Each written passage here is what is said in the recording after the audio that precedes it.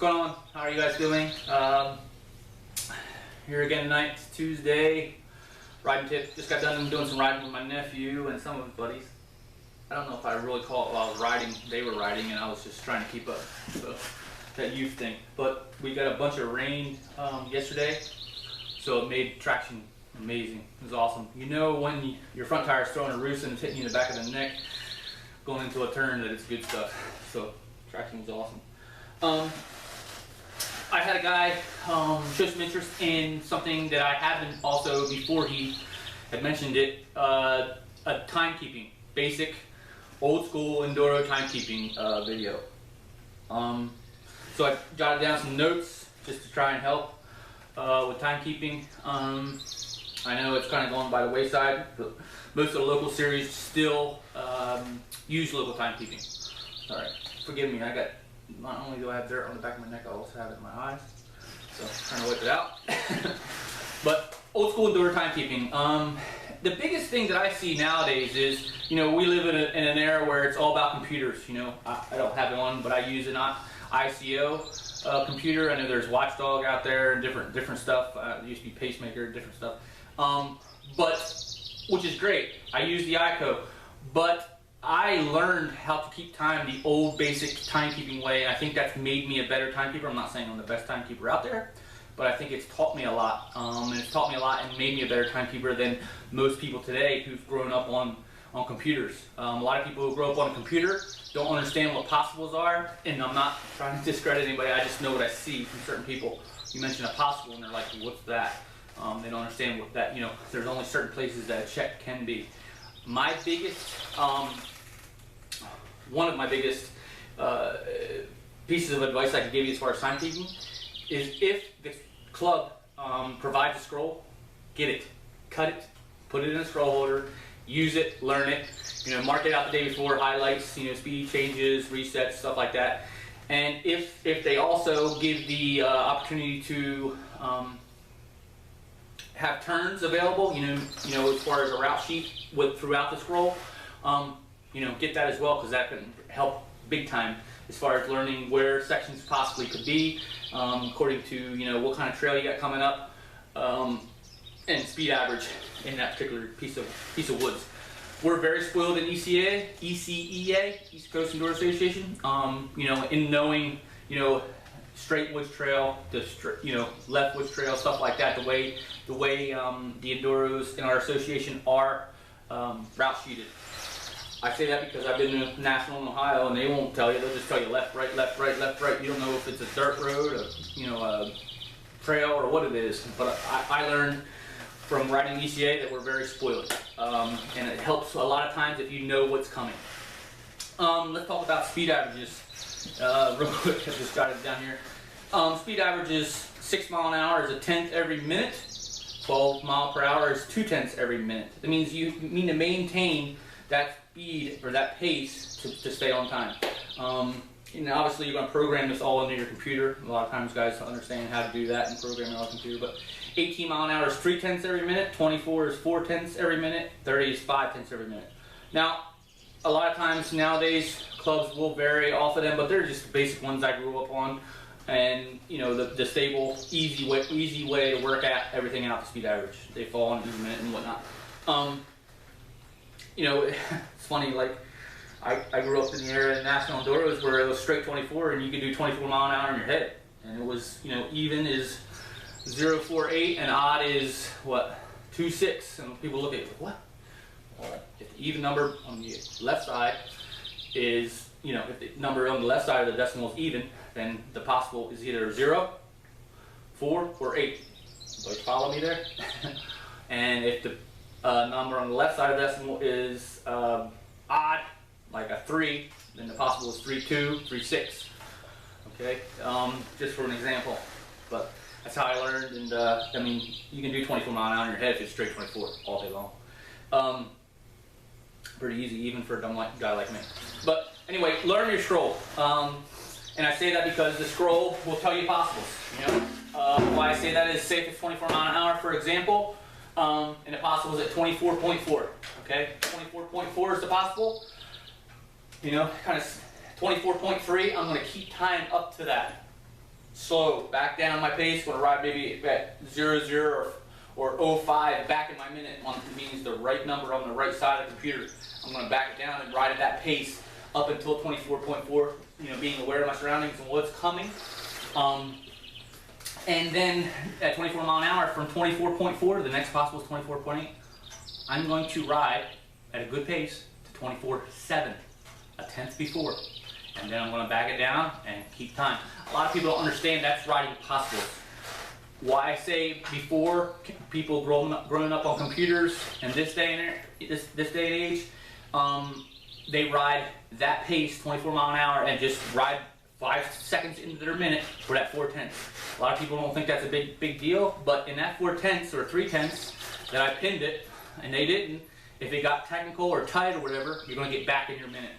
And you're going to not be top of the minute and say it's a check in, and then you're going to carry that into the section. And that may mean you missing the flip at the end or whatnot. It can cost you time. Understand that's part of it. I like to be there at the check-in and watching the card flip. Getting right on top. Back to an ICO, like I said, a buddy of mine has mine right now, it's borrowed.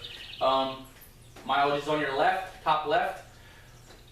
Late early's on your right. The seconds in the middle is what I use when you pull up to a check. Like I said, I like to watch the card flip. If I pull up to a check and I know, you don't look at your late early anymore, because a lot of times if you ride in at 00 and you're late early, you'll burn it. If you look at the center seconds, once you get inside the check, it'll be like 57, 58. That's what their clock is saying. And you usually, if you start it on time in the morning, bottom button, a lot of times it'll coincide with what their clock is saying. So you ride up to the check, with inside the check, then you watch the middle seconds. The bar at the bottom, I couldn't even tell you what that bar does, to be honest with you. I had people explain it to me. I've never used it. Never used it. I know if it's on the right side of the middle thing, you're early or something, and then the middle bar, the middle of that little icon or whatever that thing, you're in your minute, and then you're late after. I don't use it. I don't use it at all. And because it has something to do with possibles, but my possibles is my scroll. My scroll holder has all my possibles in it. Tells me what speed average it is, and I just go by that. That's my Bible in a sense. That's what I'm going by. So any advice I can give you is just learn a scroll, learn speed averages, and understand in a scroll, the big, black, bold numbers with a number next to it, like say 15.5, and it'll have a dash 05 or whatever. That's your time that you're supposed to be there. That's the possible. And then, whatever the next one will be, depending on what the speed average is. If it's 15.5 and it's 18 mile an hour, the next possible will be 15.8. Okay? And then they'll have, route sheeted term mileages as well. Sometimes it'll fall on a possible, sometimes it won't. Here at home, I will say this, and I'm not trying to be controversial or anything like that, but a lot of people think that I have inside information sometimes. Nope. I just know how to keep time, and not being negative or throwing, if you have a question in Enduro and you see me, come ask me. I'll help you and I'll tell you, dude. I'm not like I used to be, real serious, trying to hide. People think I hide all the time. Whatever, I'm getting off topic here. For instance, what I mean is if I get to a reset, and the reset is from, where they give you time back after a section so you can get back on time. Say if the reset's 23.3 to 33.3, it's a big reset. If the actual 33.3 is the end mileage of the reset and the next possible is at 33.7, I ain't sitting at that reset. I'm going off the road. I'm going to go to a tenth before the possible, sit and wait and chill there. And a lot of people think I just go and hide. Hide from this guy, hide. But it's funny because having them think that back in the day, I used to use that to my advantage in a sense because I wasn't always the fastest guy. A lot of the kids I was racing against were definitely faster than me, but I knew how to time keep. So it's not knowing any inside information, but that's what's going on. I'm riding possibles, dude. Checks can only be three miles apart, okay? So once you leave the starting line at 0.0, you can't have a check till 3.0 or 3.2, wherever the possible falls, depending on the speed average, every 3 miles.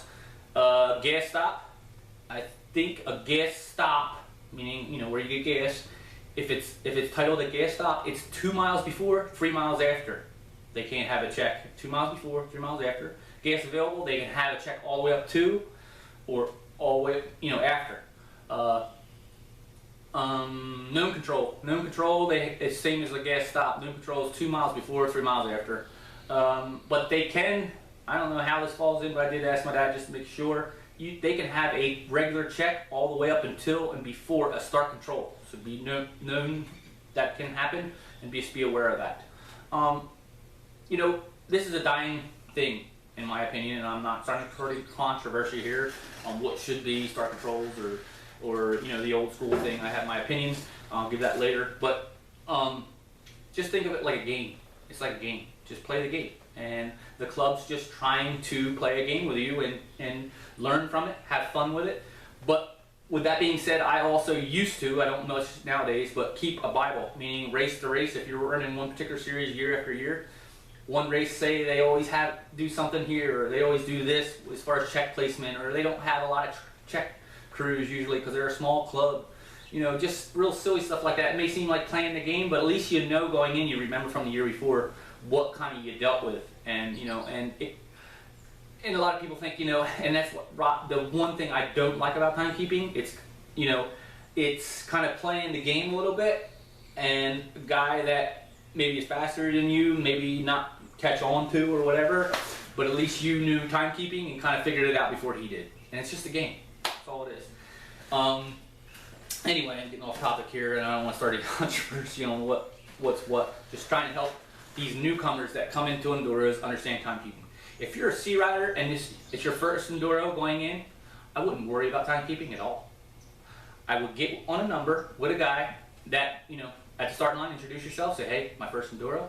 And if you're going to do anything, I would just get a scroll and follow along with him and a wristwatch and an odometer. That's it. You ain't got to go out and buy a $300 computer and all that stuff. And learn from that dude. Follow that dude. Stick with him. And just learn and ask questions. Most people in enduros are very approachable, and you can learn something. And if I'm there, come up and ask me, dude. I don't care. I'll help anybody. I love it when newcomers come around and start riding enduros. But I wouldn't go into it, your first enduro, worrying about the timekeeping aspect. The only thing I would do is just try and stick with the guys on your number. I wouldn't just blitz and try and hair scramble the whole thing either. Just try and learn something from it. I also make a cheat sheet. I will just call it a cheat sheet, but it's something you can reference to as far as just a little piece of paper with all your resets on it and your gas stops. So you know where you're going to have some time available to get back on time and stuff like that. So you know when it's coming at a quick glance. Because sometimes you can't always roll your scroll up to it, judging on where you are at that particular point in the enduro.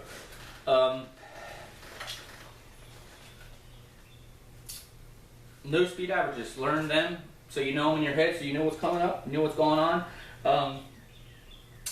If anything, try and get on with a guy that's been around the enduro scene for a while. Even if he's an older dude, but if he's faster than you, that's even better. Because you can learn something by his timekeeping and ask questions. And I'm pretty sure he'll probably help you.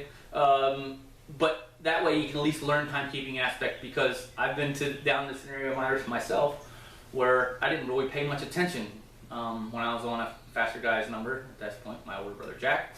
And I remember when I pointed out and had to actually learn how to keep time, didn't know what I was doing. And that was pretty much because I was just chasing him and I wasn't really trying to pay attention. I was a young kid, I'll be honest. And I learned the hard way, and I had to learn the game. And but that's me. So I hope this tip of timekeeping kind of helped you and shed some light on some things. And I'll finish it off. I will tell you this, my opinion, because everybody wants to ask, and what do you think? And in my opinion, of the national enduros, as far as the timekeeping and doing away with it and all becomes start controls, was the best thing they ever did, because it saved that sport. Am I a better timekeeper than most? I don't say I'm a better timekeeper than most, but that was my advantage, yes. But I used to be pretty selfish. I don't think I'm as selfish as I used to be. But for that sport of enduros to survive, that had to happen, in my opinion. And I will also say this, and my dad will probably kick my butt if he ever hears it. The local series enduros are going to have to change too, because in my opinion, they're not doing as well as either. But if they were to go to start controls, I'm sure it would bring a new regime of young kids that are going to hair scrambles. It's just my opinion. So I will ride in an enduro just because it's fun, and it's what I used to do, and it's what I grew up on, and it's like a pastime for me, just getting with my buddies, just going around having fun. But I think for local enduros to keep going, they're going to have to go that direction. Now, do not start a debate about this or whatever. I don't care. I just gave my opinion. I don't care if they stay timekeeping or whatever. But I think there's going to have to come sooner or later. Everybody's going to have to make a decision. It's going to have to go that route because they need to survive, and I don't want to see enduros fail. Hare scrambles are growing, and it's a lot of times because kids don't have to learn anything. You can just twist it back, which I understand that. I want to twist it back too sometimes. So there is my opinion on that. While that's being said, but scroll. Learn how to keep time to scroll the old way. Well, how we used to do it is a scroll, a wristwatch, and an odometer before computers. And in my opinion, that was the best thing to teach me how to do it and to learn the process. If you grew up and learned with a computer, a lot of times you don't learn the ins and outs of it and don't understand it as much as you should, in my opinion. And that being said, what possibles are, meaning where there's only certain places a check can be. I don't know how many times a year. How'd you know that check was there? Right here on my scroll, dude. But and I'm not being ignorant.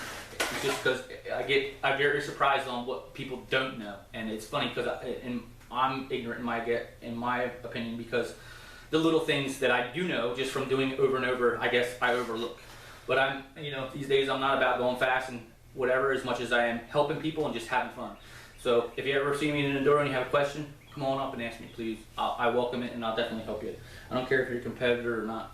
So, that being said, it's my video for now, and I hope I didn't get too controversial, too negative, or whatever. I don't like that. That's not me. Not anymore, anyway. But, I'm going to give you something else to think about that I heard Denzel Washington say earlier. And you can listen to it or not. Never hold back. Give it all you got. And if you're going to fall, make sure you fall forward. Doesn't make a lot of sense if you think about it. So, this is my tip for today on timekeeping for local enduros. Hope you all enjoyed it, and I'll talk to you soon. Thanks.